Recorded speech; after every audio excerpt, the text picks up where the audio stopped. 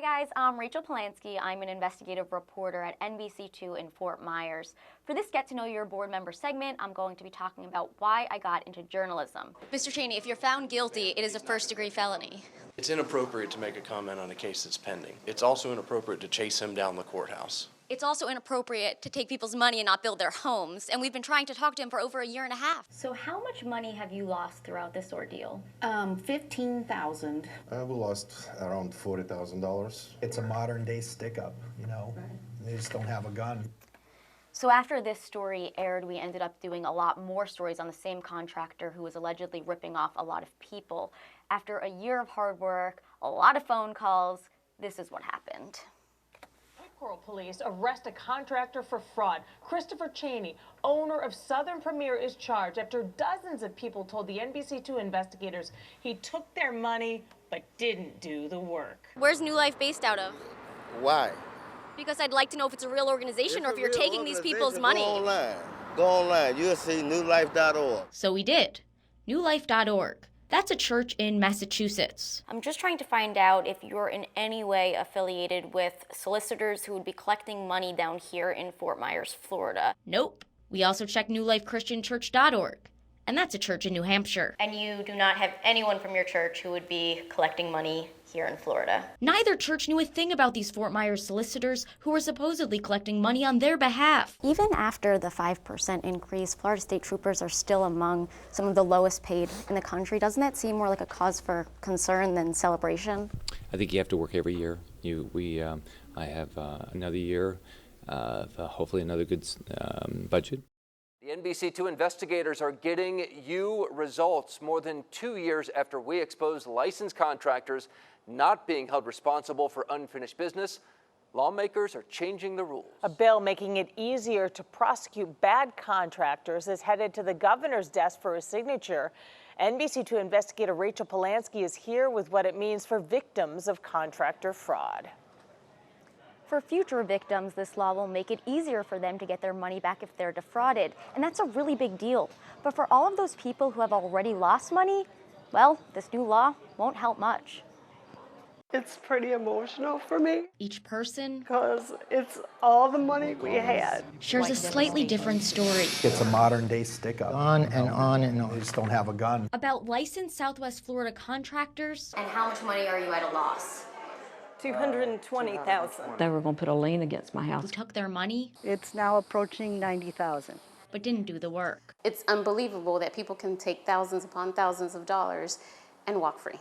The NBC2 investigators began Projects are constantly popping up. Customers we've talked to. Something has to be done. What do you have to say to all the people you ripped off? Over the last 2 years, you've watched the NBC2 investigators question law enforcement, Why aren't police arresting these guys? attorneys, Something's wrong. even the accused. Mr. Cheney, there's a lot of people who say you took their money, didn't build their homes. Is there anything you want to say to these people? Trying to find out why accused contractors rarely face criminal charges. We've been trying to talk to you for over a year and a half now. He's not going to make any comment. The state attorney told us it's because the way the laws are written. In many, many cases, we could not prove that the contractor committed theft because we couldn't prove they had the intent to take the money at the time or take it for their own use at the time they actually took it from the victim. But all of that is about to change. After the NBC2 investigators exposed the issue in a series of reports, State Attorney Amira Fox and Representative Michael Grant teamed up to rewrite the statute. Hopefully this bill, once it's passed, will move that needle and it will protect those who have been fraudulently taken advantage of by dishonest contractors. And the key element the state attorney says she needed in order to prosecute just passed unanimously as part of a criminal justice reform bill. Do you think this will finally make it easier for you to prosecute bad contractors who are allegedly ripping people off? Absolutely. I mean, without a question, this will make it, I would go so far as to say, much easier for us to prosecute bad contractors who are ripping people off. So if the governor signs this bill, a contractor will have to apply for permits within 30 days of being paid. Once those permits are issued, the contractor will have to start work within 90 days. And if those requirements are not met, a judge can rule that the contractor had intent to defraud. And that's all new language. That needed to happen so bad. New language that Lynn LaBoudelier says could have saved her a lot of time and money. We signed on July 25th of 2017, and they didn't apply for permits until December, and they didn't break ground until February. And it was slow going the whole time. And even though this new legislation won't affect her personally because it's not retroactive, LeBoutelier says she's still glad she spoke up. We want to make a difference. Because she believes that all of the victims who shared their stories helped trigger this new legislation. Hopefully it'll improve the building landscape in Florida throughout the whole state. Once the governor signs this bill, which all my sources say that he will, the new language will become law on October 1st. For the NBC2 Investigators, I'm Rachel Polansky. Good job, Rachel, staying Yeah, on top of that story say. from the very, very beginning. Been Good a job. lot of hours put into that report just for you. Maybe it's photos like these that fuel a societal pressure Growing up, just being teased, to look a certain way, not having a good opinion of what I wanted to look like. have a certain shape. It was something that I've always dreamed of having. Robin Lord I did it. knew that she wanted them, I got my implants in 2003. but she did not know about the dangers in getting them. Did you know of the risks involved? No, I did not. Robin's answer is common. I asked the same question to Kim Barden I was told they were absolutely safe. and Raquel Stolba. Not at all. And did your surgeon tell you about any of the risks involved? No, I thought these would last forever. I wasn't given a pamphlet. I wasn't given any information at all. I was booked to have surgery a week later. 5 years after that surgery, Kim says her health started to plummet. I was in constant pain. For a decade, she battled exhaustion, joint pain, and depression. She says doctors couldn't find a cause. I felt like I was going to die, and I wanted nothing more because I couldn't live that way anymore. But now she believes the information she found in this Facebook group saved her life. When you joined this group, how many members were there? Less than 3,000. And how many members are there now? Over 70,000 and growing each day. She's not exaggerating. The private group is called Breast Implant Illness and Healing by Nicole. And today it has more than 79,000 members. I was like, this is unbelievable that this can happen to so many people. Page after page, that's my story, that's my story. Everyone has the same symptoms. The group is private because women share personal photos and stories about their breast implants and explants. That's when women have their implants taken out. I'm now day 68, and I do not have several big symptoms that I had. After joining the Facebook group and talking with other women, Raquel, Robin, and Kim all went under the knife again, this time to remove their implants. My symptoms were gone almost immediately. But is there really enough evidence to prove a connection between breast implants and illness? Yes, in my opinion. It depends who you ask. Can implants make women sick? So we don't know that. Since I trained at Harvard, MIT, I know a little bit about analyzing science, and I really think the science is kind of lacking. There's no evidence to show that there's a link between implants and any illness. Dr. Marguerite Barnett has performed more than 3,000 explants. She shows me a pair of smooth silicone gel she removed on the morning of our interview. Both of these implants were in the same woman. Yes. Put in at the same time. Exactly. Why are they different colors? That's a very good question. Is this why we need more research? Hello? And that's something that both plastic surgeons can agree on. More research needs to be done. There's so much we don't know. So what do we know? Breast implants are considered medical devices regulated by the FDA. The agency has said implants have a reasonable assurance of safety and effectiveness. When I asked a spokesperson about patient-specific symptoms, she said while the FDA doesn't have definitive evidence demonstrating breast implants cause these symptoms, the current evidence supports that some women experience systemic symptoms that may resolve when their breast implants are removed. She went on to say that the FDA is still investigating the cause of the association. I'm not here to tell women that have breast implants, go get them taken out. In the meantime, these women tell me they'll keep sharing their stories. I'm just asking that you educate yourself. To empower women. I love my body the way it is. I want to live. I want to be a grandmother one day. And redefine sex appeal.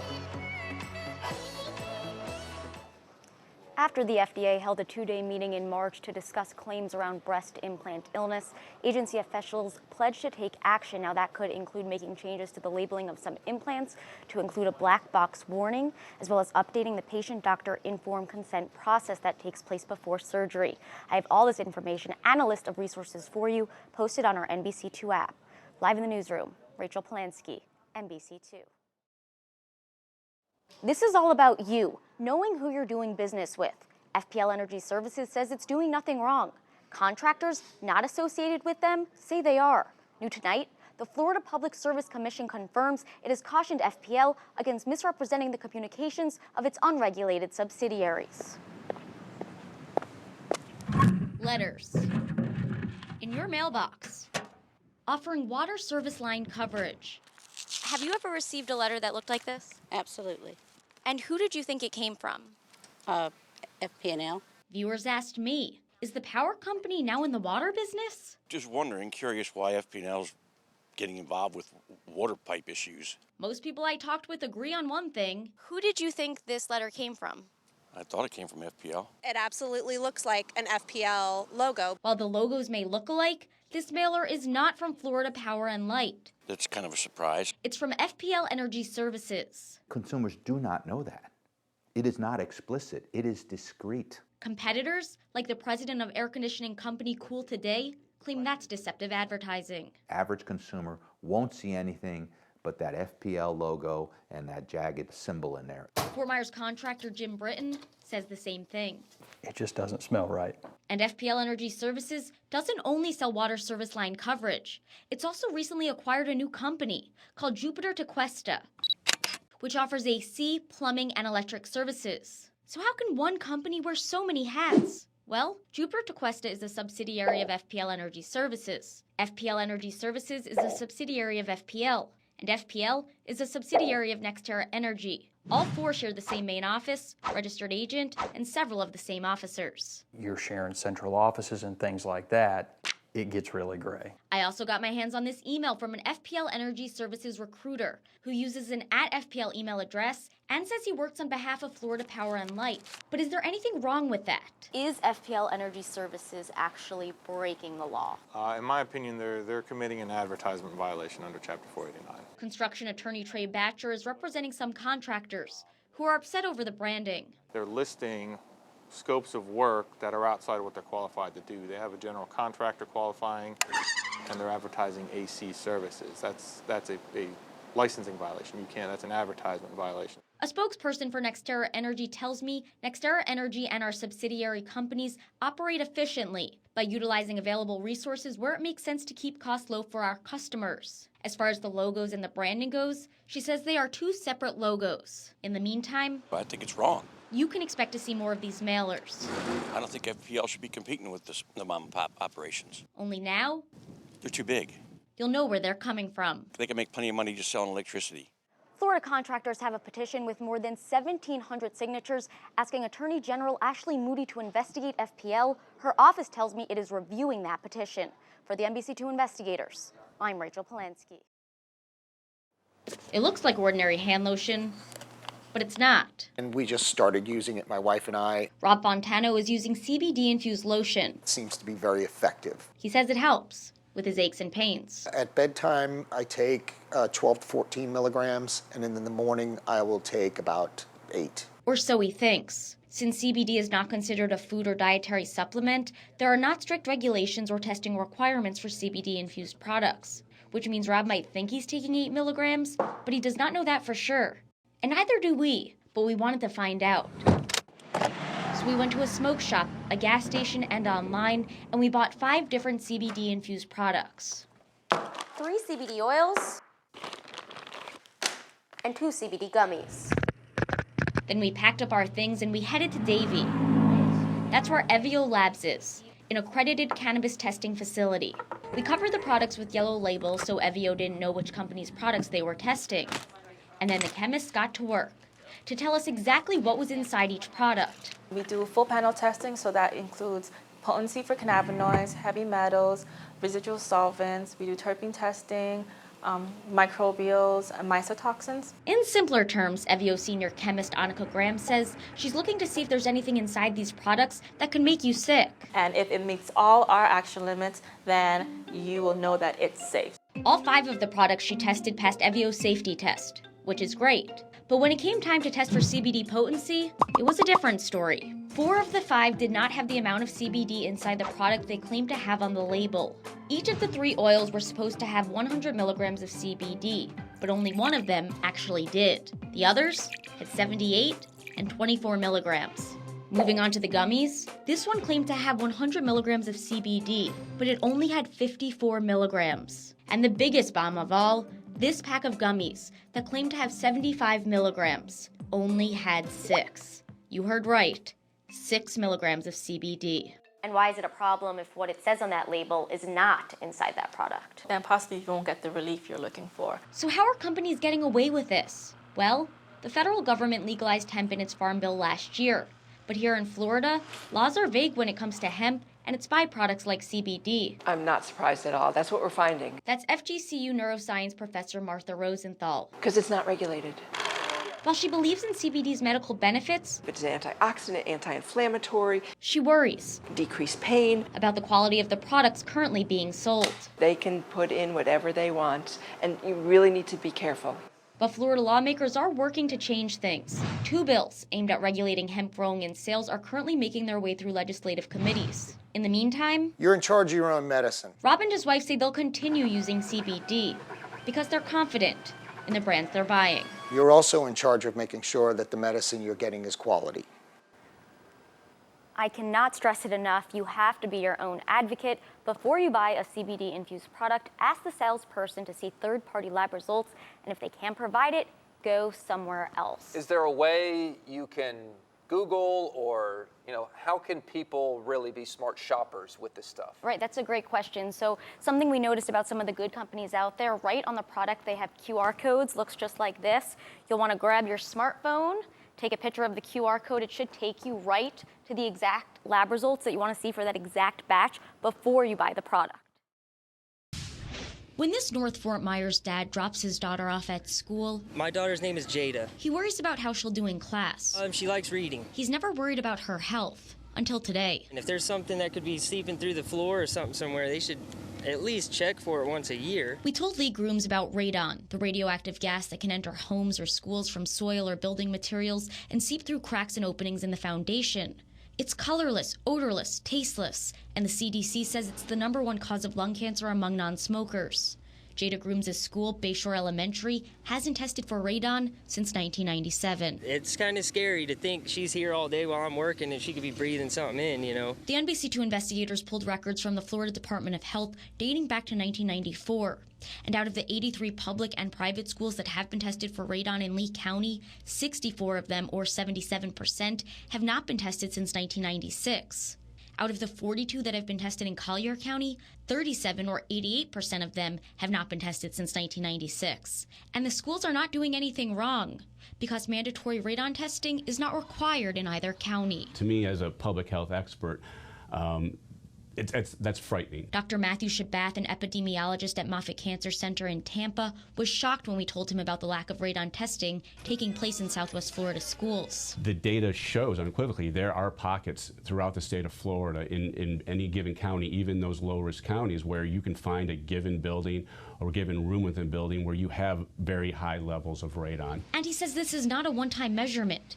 Just because a classroom tested low for radon 20 years ago does not mean that it will test low today.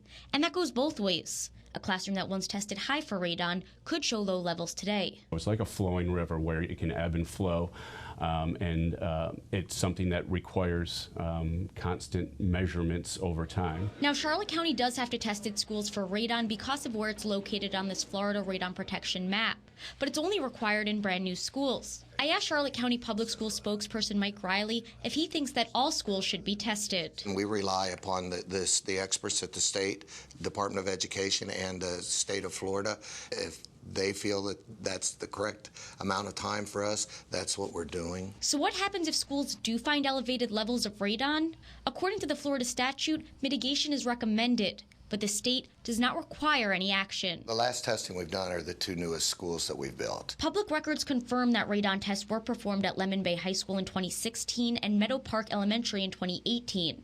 Both schools had low levels of radon. So what determines a low or high level of radon? The gas is measured in picocuries per liter, and levels of 4 or more is considered hazardous. Since 1994, the NBC2 investigators found 23 schools in Southwest Florida that had classrooms with radon levels over 4 picocuries. In Charlotte County, we found one classroom that hit 38 and another that that hit 48. Is this a legitimate concern? Oh, absolutely. I mean, it goes back to the analogy. Would you fill a room with cigarette smoke and let your kids sit in there? Lee Groom says he wouldn't. I don't let my kid ride in the car with someone who smokes. And now he wants some answers from his school district and his state lawmakers. I would definitely like to know that somebody's checking into it.